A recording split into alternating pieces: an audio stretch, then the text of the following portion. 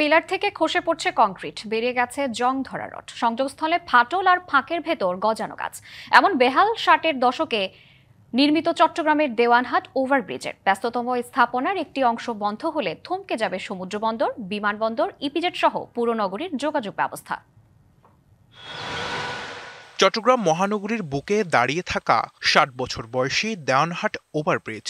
এখানে প্রতিদিন চলাচল করে মালবাহী ট্রাক, কন্টেইনারবাহী ট্রেলার, বাস ও অন্যান্য যানবাহন, আর নিচ দিয়ে ছুটে চলে ট্রেন।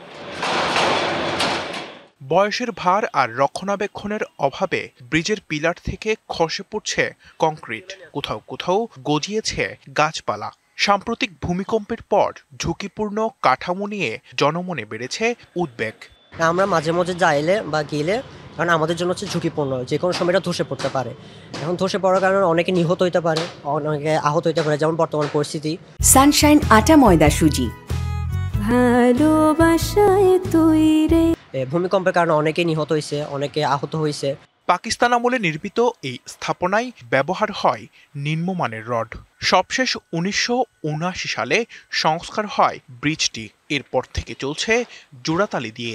কম্পের ফাটে গেছে, পিলার একটাও ভালো নাই, সবগুলি অবস্থা খারাপ, যে কোনো মহৎ দুর্ঘটনা ঘটবেই। এটা ব্রিজটি আরেক দফা সংস্কার নাকি নতুন করে নির্মাণ হবে তা নির্ভর করছে চুয়েটের পরীক্ষা নিরীক্ষার পর। এই পুরো বিষয়টা অ্যাসেসমেন্ট করার জন্য আমরা চুয়েটকে অনুরোধ জানিয়ে একটা ফাইল ইনিশিয়েটিভ করছি। তো এখান থেকে চুয়েট থেকে যদি ওরা অ্যাসেসমেন্ট করে দেয়, ওরা যেভাবে মতামত দেবে, আমরা হয়তো পরবর্তীতে সে ধরনের কার্যক্রম গ্রহণ করব। শহরের ব্যস্ততম এই ব্রিজের প্রতি ইঞ্চিতে ঝুঁকির চিহ্ন। শীঘ্রই সিদ্ধান্ত না নিলে যে কোনো সময় বড় দুর্ঘটনার শঙ্কা স্থানীয়দের। DBC news desk.